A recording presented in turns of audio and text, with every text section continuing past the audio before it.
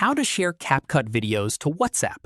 This tutorial shows you how to export your project and send it directly without extra steps. First, open the CapCut app on your Android device. From there, open the project you want to share. After that, tap Export once you're happy with the final edit. At this point, choose your export settings, like resolution and frame rate.